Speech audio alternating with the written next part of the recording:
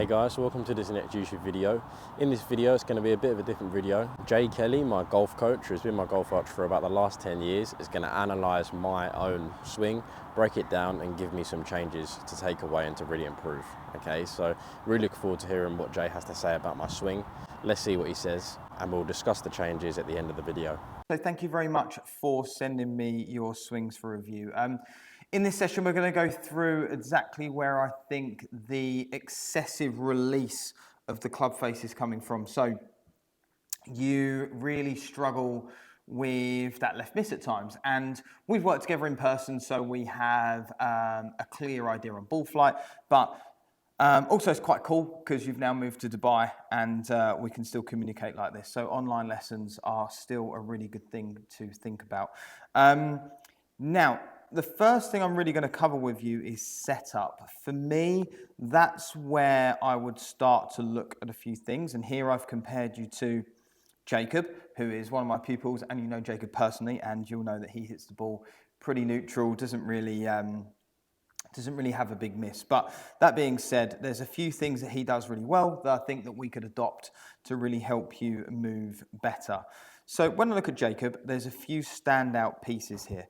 The first thing being the gradual rounding of the spine. I quite like that his pelvis is in a pretty neutral position, and I'll get onto that in a moment, but his pelvis in a pretty neutral position, whereas you can see your spine is more in this S-shaped curve, okay?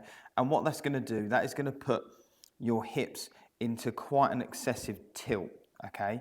Now, what we do know is that we'd like things to meet in the middle, okay? So if we had a pelvis that was not maximum tilted down and not maximum tilted upwards, there is that middle ground in there. And the reason we like the middle ground is that gives us movement to go both ways. So for me, I can see with that S-shaped posture, that points your pelvis quite down, and I'd like to see it a little bit more tucked under. That would then round out the base of the spine a little bit better. Now, I'm going to get onto a little bit more about why in a moment of that, because there's a lot of loss of posture in there, which I think affects your arms down the line. And the second real big piece that I can see is your balance at address, where your arms hang, where your armpits hang. So if I draw a line here down Jacob's laces, knees, and up through his spine, you'll see here that his armpits are relatively over that, and we'd regard that as quite a balanced position. Another way I can see that is if I draw a line down his bum here, one on the head. You'd agree with me that those are pretty even spread lines. When I do that for yourself, you can see, camera's slightly out as well, but you can see now how that line sits, or your armpit sits slightly forward of that. So when I draw a line down your bum and then one down your head, you can see here that your upper torso is sat a little bit more forward, and then we could assume that there's a little bit more pressure under the toes. So from a setup point of view, you've got your arms hung way too far out in front of you, with your pelvis pointing down too much, causing that arch in the lower back. Now, how does that affect you? In your backswing, if I start to draw one line down your bum and then one line as close to the belt as possible. Now, this is obviously very difficult to measure in 2D, but you're going to start to see a few things. As you start to work to the top of the swing, bearing in mind this is a fixed camera, which is great, you're going to start to see how that pelvis moves forward. It starts to shift closer to the golf ball, okay? Now, you can assume that if my hips have got closer to the golf ball, that has given me a lot less space to move. That's given me a lot less space for the arms to fall back in front of the body and move freely through impact.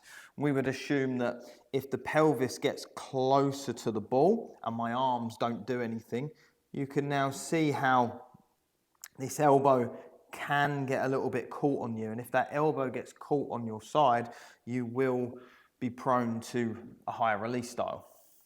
And I think that's what you're going to continue to see as you start to move into the downswing now. You can see that you do turn your hips pretty aggressively. Again, I'm going to readdress that in a moment, but you turn your hips pretty aggressively. Do everything you can to work the club back out in front of you. So the shaft angle there is pretty decent.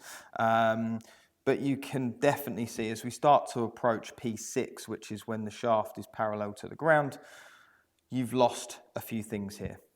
You've lost, choose a different colour, you've lost tilts, and you have lost hip depth, okay? So that's where you can start to see them arms getting pretty crunched up in there, and then your release style is prone to being a little bit higher. You can see how your hips jump and stall a little bit, and then you release the club. Honestly, I hope that makes a lot of sense. For me, as the posture sits too much, or the hips, should I say, sit too much pointing down, that puts an arch in the base of the spine. From here, that allows me no slack in the system. In the downswing, it's pretty important that as we move to the top, the pelvis starts to point a little bit more down, creating some space for the arms to fall freely. Because your hips are already pointed down, firstly, as I said a moment ago, being no slack, you are likely to lose a little bit of that into the backswing. And then again, there's nowhere to really recover, so you lose a little bit more and start to turn. As that happens, the elbow gets caught on you, and that release style is a little bit higher. So I'm going to give you a couple of drills or a couple of setup ideas to really help you understand that, help you understand how to get into a better posture from a pelvic tilt and from an armpit point of view. And then I think you'll have a little bit more freedom to turn, and as I use that word again, slacken the system to then find space, allow the arms to pass back in front of the body, and you can continually pivot through the ball rather than having that jump and stall. So there are two drills for this. The first one, I am just purely going to use a alignment stick, and what I want you to do with the alignment stick is actually pop that into your shoe right above your ankle. And as I'm standing here now, the reason I'm balanced is because both upper and lower centers are pretty much over each other. You would imagine that if my upper center sat like this and that stick stayed there, there is a high chance that if someone come behind me and pushed me, I would fall over. So I want us to work out how we can get into posture with that stick still under the armpit. So as I address here, now I'm going to move that off as I'm only small, but what I want you to understand is how I can do that. So from here, I'm then going to start to add tilt, add flex of the knees until I find a balance that feels pretty comfortable where my armpits are still over me and I'm here. And that would be, it's a bit difficult for me because I'm quite short, but that would be a balanced position there, okay? Whereas your initial start to this would be your upper torso to sit way forward and you go into quite an excessive front bend. And I see a lot of issues with that with players as well, that people are trying to achieve this straight spine, bum out, and actually that's not very good for balance and not very good for movement. The second setup tip is I want you to find a wall. Now I've just got my golf bag here, but I'm going to go pretty close to it and I'm going to stand upright. Then I'm just going to get my club head of my iron and I'm going to place that in between my heel and the wall. Okay, I'm getting to a good stance width as I do that. From here, my goal is, can I get my bum on the bag and find balance? And you'll feel that in the feet, so be aware of that. But as I go back, I can feel my bum on that bag. And then I feel like straight away I'm going to fall forward. So I'm going to add some different types of bends and tilts, different flexive of the knees to find a balanced position. And again, you should find that really helps you there. So now you can see that very likely my armpits are over my knees, over my laces to do that. Whereas before, two things would have happened. You would have put your bum on that and then gone forward, or your bum wouldn't have hit that at all as you've gone forward. So you've got to work out that it's okay to have a little bit more flattening of the hips as you do so. Which leads me on to the third part of this, which is actually helping you understand correct tilts. So from here, I'm standing bolt upright and my hips are 0 degrees tilted either direction. And I want you to work out what is maximum tilt versus minimum tilt. And I want you to do that a few times where you tuck under and tilt down, feeling like your bum is pointing way up in the air So feeling like it's tucked right under. And from there, I want you to find the middle ground.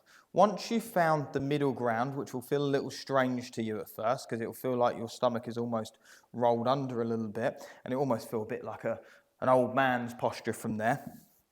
And that's what it's going to feel like for you. From here, what I want you to do then is work to the top of your swing, just as you were, and it might even feel like in your backswing that you are pushing a little bit more back now. It would very likely move itself, but from here, as you go to the top, feeling like you increase that tilt a little bit. Then as you start working into the downswing, feel like you increase that tilt again while you let your arms come back down in front of the body. From here, you'll find it nice and easy to pass through with no stalling of the hips. And I would start with some small shots. Regardless of how you strike it, you might hit a few heavy ones. But now I've got my posture set up, which will take some time to get into that. From here to the top, bum back, better posture, and then trying to hit a few shots from there. And again, it doesn't matter too much how you hit the shots. You're just trying to engage the core muscles and get a better feeling for that. So I hope that made a lot of sense. Do let me know in the comments how you get on. I hope that answers your question into where this trapped feeling is coming from when you get a bit stuck here and throw it away. And I'm hoping by encouraging a little bit more space, you'll be able to pass through with freedom and hit some nicer golf shots. So thanks again for sending the videos, and I'll see you soon. So as you can see there, Jay's broken down my swing. Definitely going to take away them 2 or 3 drills that he gave me to try and work on it and to try and maintain that pelvic tilt throughout the whole swing, as that's definitely something that I need to work on. And as you can probably see from this video, that was just a little bit of an insight into online coaching. And online coaching is something that me and Jay both do, using an app called Skillest. I recommend checking it out. Maybe have a look at the lesson packages that myself and Jay both offer. And that's sort of how we'd structure our online lessons ourselves, sending you over a personalized video of changes in drills that we'd work on. You'd also get a personalized voiceover. And then obviously one of the key benefits of online coaching is you get 24/7 interaction with your golf coach as well. So it's a really effective way to learn. Definitely worth checking out. I'll leave the link in the description below, and it's called Skillest. It's a free app on the platform, on any platform, on iPhone and Android. Feel free to check it out. And yeah, let's make some progress with your game online.